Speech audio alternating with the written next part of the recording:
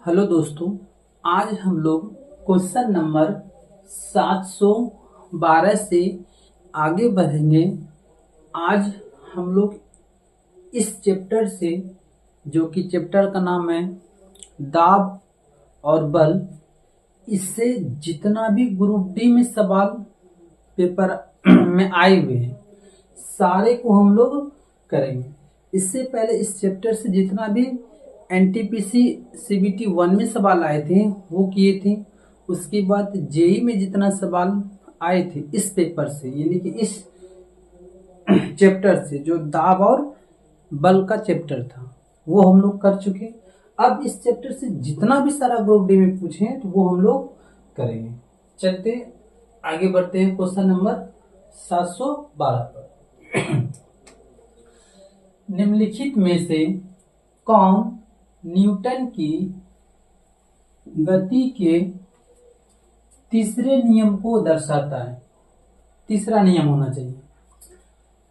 पहला ऑप्शन, जब कोई बस अचानक चलती है तो यात्रियों को पीछे की ओर झटका महसूस होता है। ये तीसरे नियम का नहीं, ये फर्स्ट नियम का एग्जाम्पल है। दूसरा कर, तेज गति से चलने वाली क्रिकेट गेंद को पकड़ते समय क्षेत्ररक्षक धीरे धीरे चलती गेंद के साथ अपना हाथ पीछे की ओर खींचती है। देखिए, ये अगर पीछे की ओर खींचती है तो समय को बढ़ाती है, जिससे कैच आसानी से कर पाए। ये भी तीसरे नियम का उदाहरण नहीं है, तो आप ये भी नहीं लिख सकते। रॉकेट का प्रक्षेपण, ये सही है। क्यों? क्योंकि आप देखिएगा, जिस समय रॉकेट उड़ती है तो आप देखिएगा कि रॉकेट का धुआं जो होता है, जो ईंधन जलता है, वो धुआं रॉकेट के पीछे भागता है और वो उस पर मतलब कि वायुयान को प्रेशर डालता है आगे भागने के लिए। और हम लोग को पता है न्यूटन का जो तीसरा नियम है वो क्या कहता है कि क्रिया और प्रतिक्रिया बल दोनों बराबर होते हैं। इसका मीनिंग है कि हम इस बोर्ड, मान चलिए ये बोर्ड है, हम इसको जितना जोर से इधर धक्का देंगे वो भी उतना ही जोर से हमको क्या करेगा, इस हाथ पे बल लगाएगा। यही तो न्यूटन का क्या है, तीसरा नियम है। तो वायुयान का जो ईंधन है वो पीछे भागता है, तो वायुयान को आगे ढकेलने में क्या करता है, मदद करता है। तो इस प्रकार से हम लोग रॉकेट का प्रक्षेपण या ऑप्शन लगा के आगे बढ़ेंगे। ये देखिए, आरआरबी ग्रुप डी 17/9/2018 का मॉर्निंग शिफ्ट का सवाल पूछा गया था। आगे चलते हैं।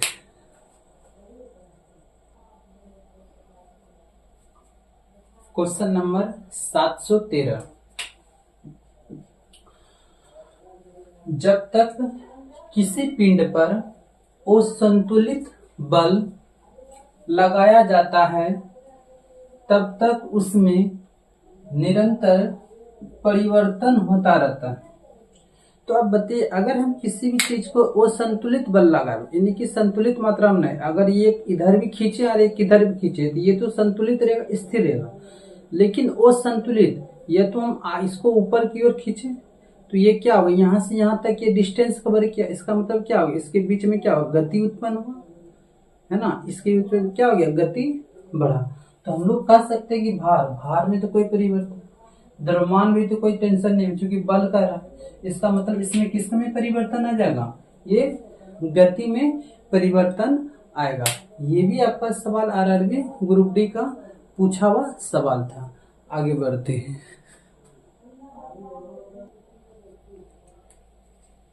क्वेश्चन नंबर 713,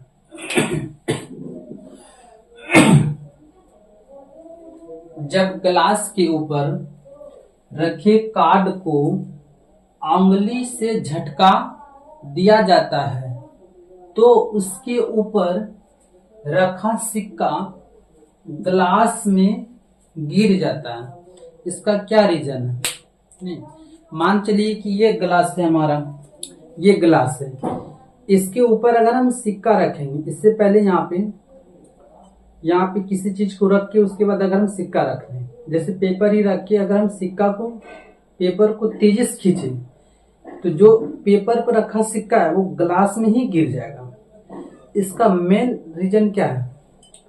मेन रीजन क्या है इसमें न्यूटन का फर्स्ट नियम लगा, और हम लोग को पता है न्यूटन के फर्स्ट नियम को जड़त्व का नियम कहा जाता है। और जड़त्व का नियम क्या कहता है कि जो वस्तु जिस अवस्था में है वह उसी अवस्था में रहने का प्रयास करता है। चूंकि ग्लास पर रखा सिक्का वो अभी क्या अस्थाई है, इसका मतलब स्थिर है। अगर हम उसके पेपर को जिस पे रखें, अगर हम तेजी से खींच भी लेंगे कार्ड को, तो वो आप बोल सकते हैं कि स्थिर ही रहना पसंद करेगा, इसीलिए वो ग्लास में ही गिर जाता है। तो हम लोग क्वेश्चन देख लेते हैं। सबसे पहला ऑप्शन दे रहा है ऊर्जा संरक्षण का नियम, ये तो नहीं हो सकता है। आगे बढ़ते हैं। न्यूटन की गति का तीसरा नियम, ये भी संभव नहीं है। जड़त्व का नियम, ये आपका आंसर हो जाएगा। इसी को हम लोग क्या कहते हैं? फर्स्ट नियम भी कहा जाता है। ये आरआरबी ग्रुप डी 17/9/2018 का आफ्टरनून शिफ्ट का ये सवाल पूछा गया था। आगे बढ़ते हैं। Question number 714। बल द्वारा किया गया कार्य धनात्मक होता है कब? आपका 4 गो ऑप्शन दिया हुआ। तो देखिए, धनात्मक कार्य तभी होगा जब वह बल की दिशा में काम करेगा। और हम लोग को पता है कि विस्थापन का मान धनात्मक, विस्थापन जो होती है ये प्लस भी हो सकता है, माइनस भी हो सकता है और जीरो भी हो सकता है, ये तीनों हो सकता है। विस्थापन एक प्रकार से दूरी है। सबसे शॉर्टेस्ट डिस्टेंस को हम लोग क्या कहते हैं? दूरी, यानी कि सॉरी विस्थापन। आप बोल सकते हैं शॉर्टेस्ट डिस्टेंस, जैसे ये यहाँ ए है, ये पॉइंट बी है, ये पॉइंट सी है। अगर इसको यहाँ से यहाँ आना है तो ये इस रास्ते से नहीं होकर ये इस रास्ते से आ जाएगा। इसी बीच का जो दूरी है सबसे शॉर्टेस्ट डिस्टेंस है, इसी को हम लोग क्या कहते हैं? डिस्प्लेसमेंट। डिस्प्लेसमेंट जिसको हम लोग विस्थापन कहते हैं। तो अब बताइए, ये प्लस तब होगा जिस ओर वो बल लगेगा उसी दिशा में ये कार्य करेगा। तो हम पहला ऑप्शन पढ़ते हैं, विस्थापन बल की विपरीत दिशा में। विपरीत दिशा में तो ये धनात्मक हो ही नहीं सकता है, विस्थापन बल की दिशा में होता है, ये सही बात है। तो इस प्रकार से हम लोग आरआरबी ग्रुप डी 19/2/2018 का ये इवनिंग शिफ्ट का सवाल पूछा गया था, जो 2 नंबर टिक करके आगे निकल जाएंगे। आगे बढ़ते हैं।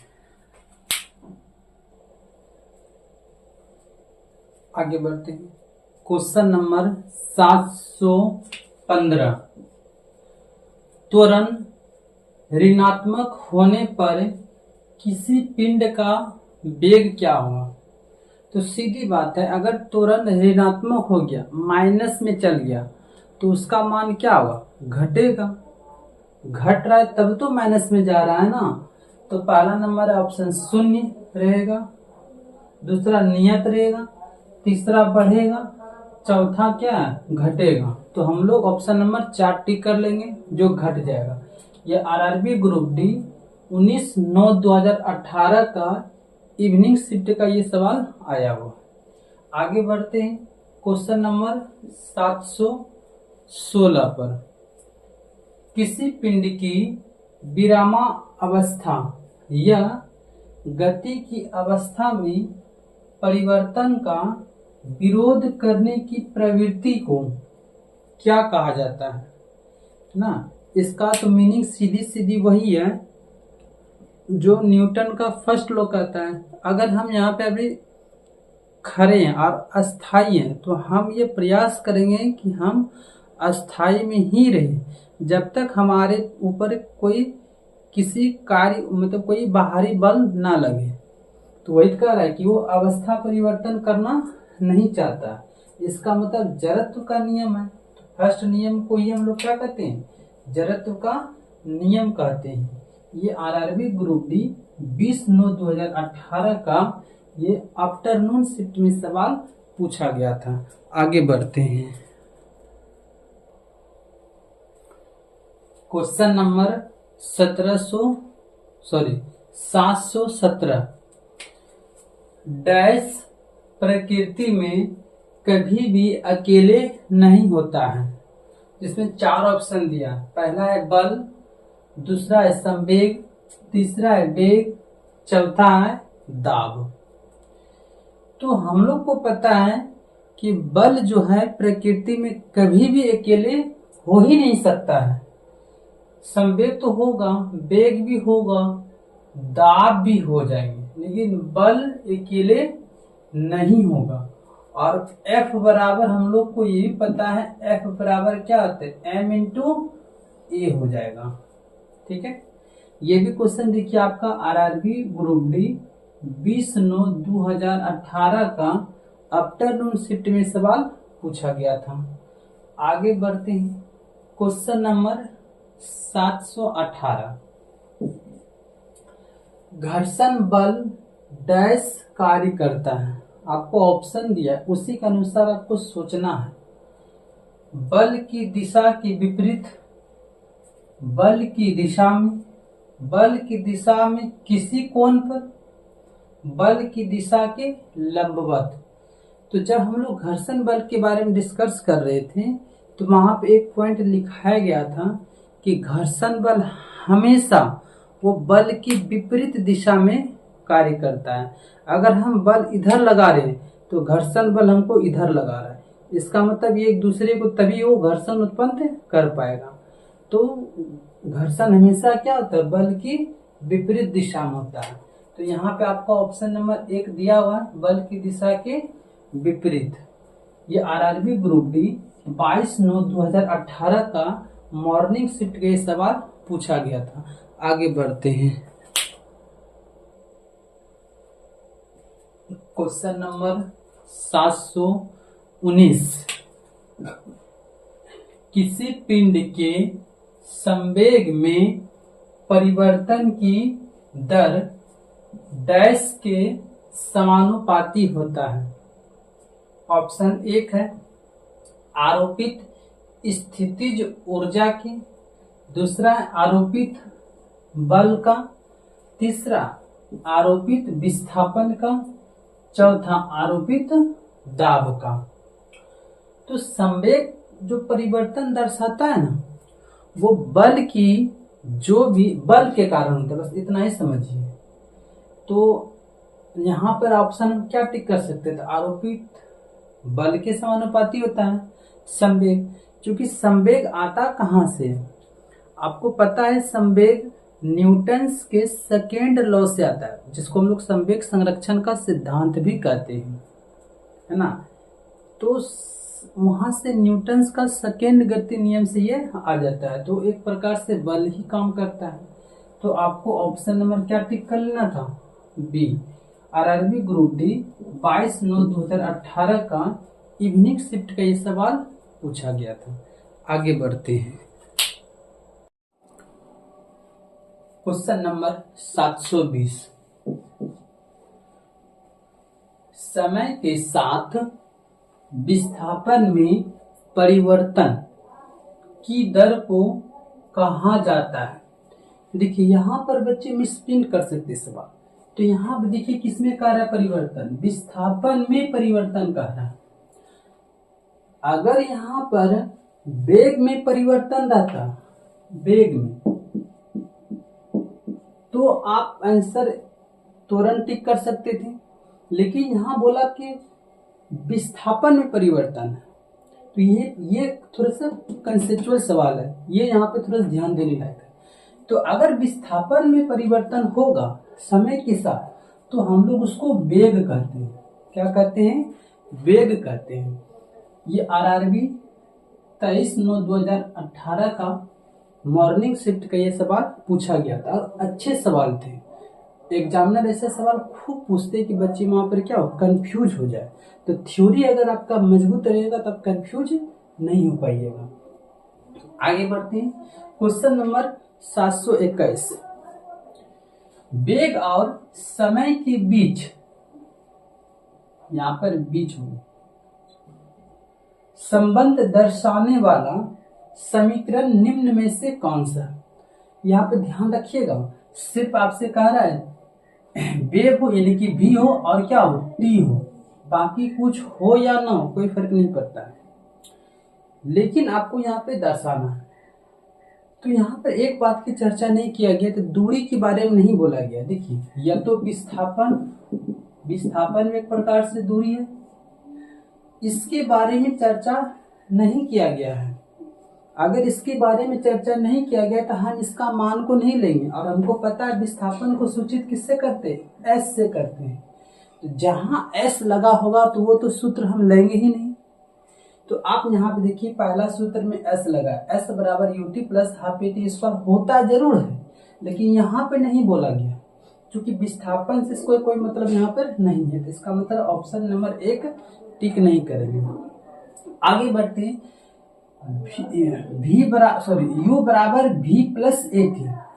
तो अब देखिए, ये फॉर्मूला उल्टा दिया और ये बड़ा यू है और यहाँ छोटा सा है, तो हम ये भी टिक नहीं करेंगे, ऐसे ये फॉर्मूला गलत है।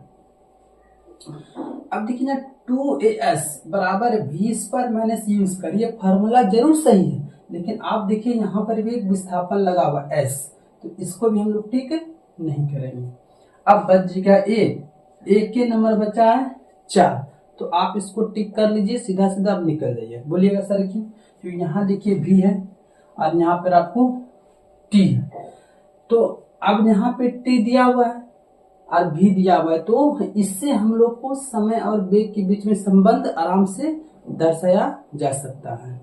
ठीक है, तो इस प्रकार से हम लोग ऑप्शन नंबर 4 टिक करेंगे। ये RRB 24/9/2018 का ये मॉर्निंग शिफ्ट का सवाल है, जो ग्रुप डी में पूछा गया था। ग्रुप डी में ये भी सवाल ग्रुप डी का ही है ना। चलिए आगे बढ़ते हैं। Question number 722। इसमें देखिए आपको विकल्प के रूप में दिया गया, बोला है सबसे उपयुक्त विकल्प को चुनिए। क्या हो सकता है सबसे अच्छा विकल्प? तो आप यहाँ देखिए, आपको दिया हुआ कथन के रूप में संवेग में डैश होता है, तो ये थ्योरेटिकल सवाल है, आप क्लास में इसका कराया गया है। यहाँ बोल रहा है परिमाण, दूसरा कह रहा है परिमाण और दिशा, तीसरा ऑप्शन कोई दिशा नहीं, चौथा दे रहा है सिर्फ दिशा। तो इसके लिए आपको पहले थ्योरम पे चलना पड़ेगा कि संवेग बराबर होता है क्या।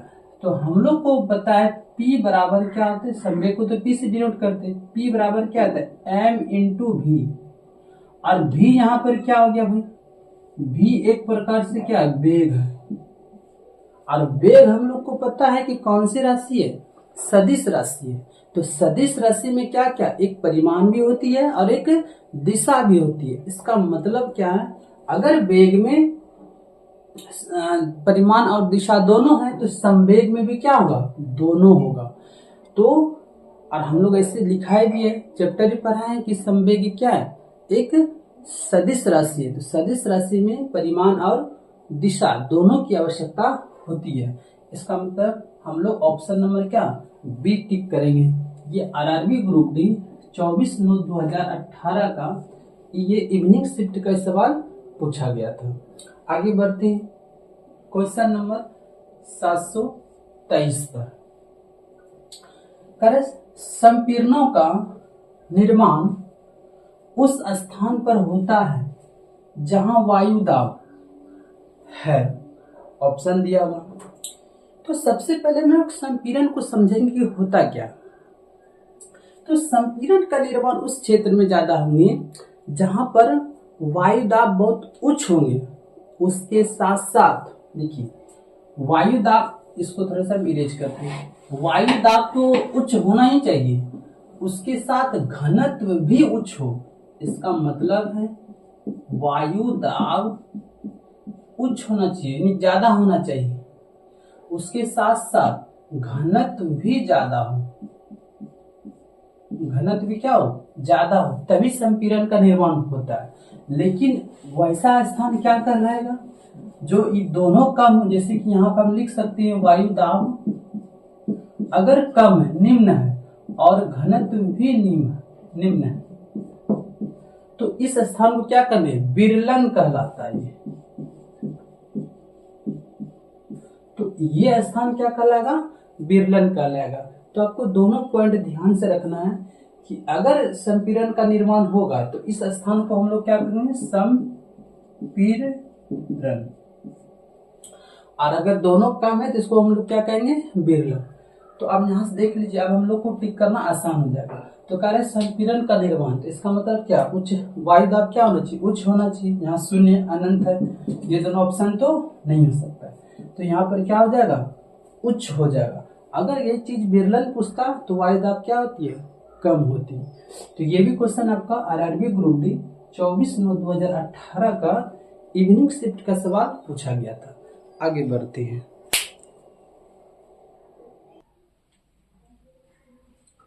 क्वेश्चन नंबर 724, प्रतिबल का प्रभाव निम्नलिखित में से किस पर निर्भर करता है।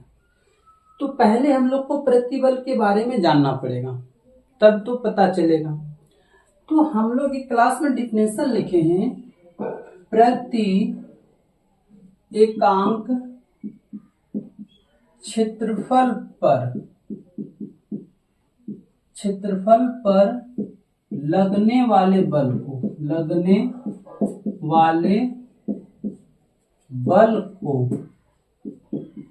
को क्या कहते हैं, प्रतिबल कहते हैं।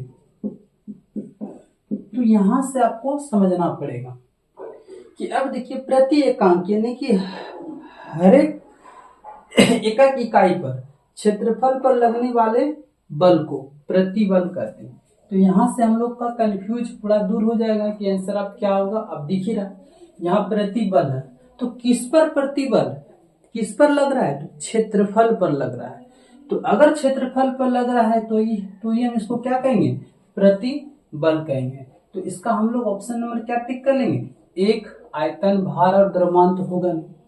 लेकिन एक क्वेश्चन अब आपसे क्या पूछता है वो थोड़ा सा ध्यान दीजिए।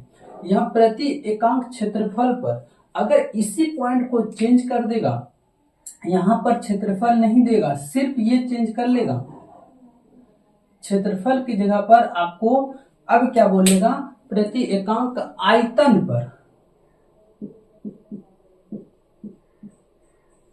आयतन पर लगने वाले बल को क्या कहते हैं।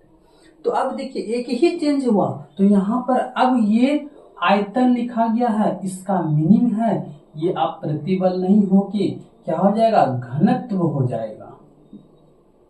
तो आपको ध्यान देना है कि एग्जामिनर क्या सेट करता है। अगर आयतन सेट किया है तो आप घनत्व टिक कीजिए, अगर वहां पे क्षेत्रफल बोल रहा है तो इसका मतलब क्या हो जाएगा, प्रतिबल आपको टिक करना है। तो इस क्वेश्चन में प्रतिबल पूछ रहा था तो क्या टिक करना पड़ेगा, तो क्षेत्रफल टिक करना पड़ेगा। ये भी क्वेश्चन देखिए आपका आरआरबी ग्रुप डी 26/9/2018 का आफ्टरनून शिफ्ट में सवाल पूछा गया था। आगे बढ़ते हैं क्वेश्चन नंबर 725 पर। अब देखिए, यहाँ भी दो पॉइंट है, कार्य करने की क्षमता को क्या कहते हैं। देखिए, क्षमता पूछ रहा है, अगर आपको यहाँ पे क्षमता पूछ रहा है तो आप ऊर्जा टिक कर दीजिए, है ना, कि आपके अंदर में कितना कैपेसिटी है, आप उतना ही ऊर्जा से काम कर पाइएगा। तो कार्य करने की क्षमता को क्या कहते हैं, ऊर्जा कहते हैं। लेकिन जस्ट एक और डिफिनेशन होता है, अगर यहाँ पे यही क्वेश्चन लिख देगा, कार्य करने की, देखिए यहाँ क्षमता, कार्य करने की दर, यहाँ बोल देगा दर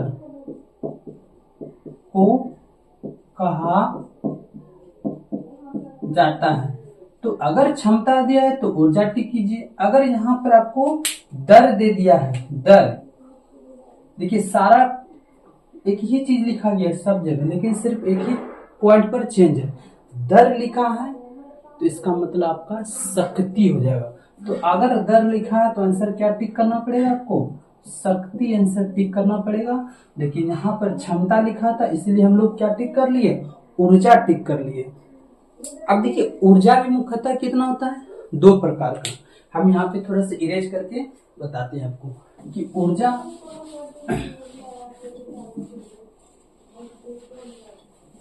एक होता है स्थितिज ऊर्जा,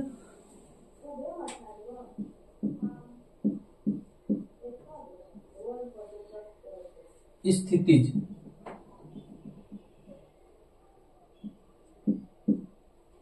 ऊर्जा। इसका जो सूत्र होता है कि अभी स्थिर है, अभी गति में नहीं है, तो आप बोल सकते हैं mgh। m से हो गया मास, g से हो गया आपको बोल सकते हैं गुरुत्वीय त्वरण जिसको कहेंगे, h से हो गया ऊंचाई या गहराई। एक और होता है गतिज ऊर्जा,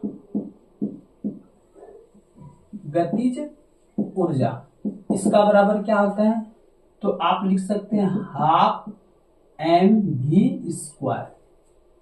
ये आपका काइनेटिक एनर्जी हो गया।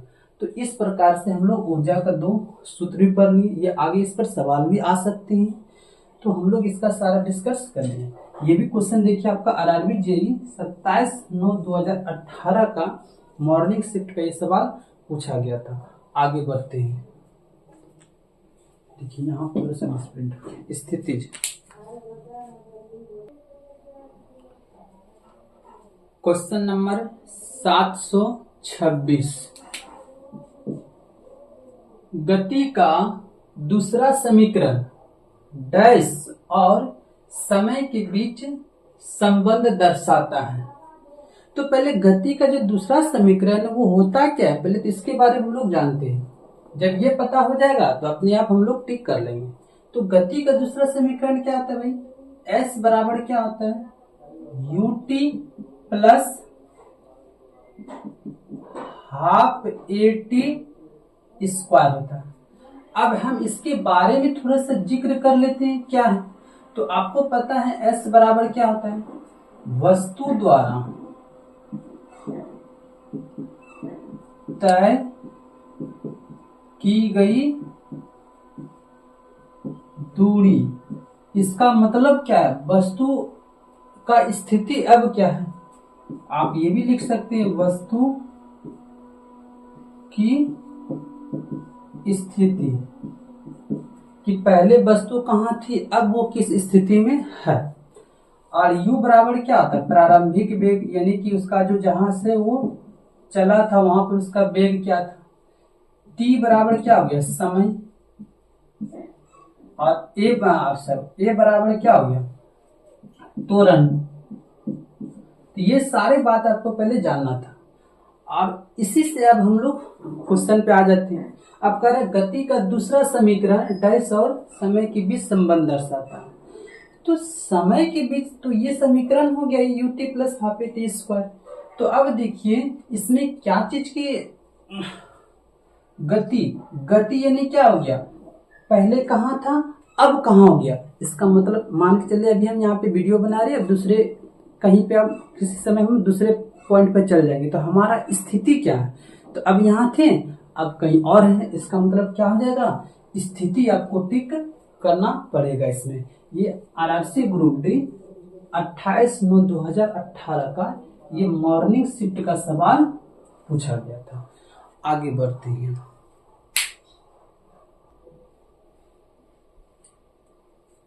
क्वेश्चन नंबर 727, जब 2 समान बल एक पिंड पर विपरीत दिशा में कार्य कर रहे हो तो पिंड पर लगने वाला कुल बल डैश हो जाता है।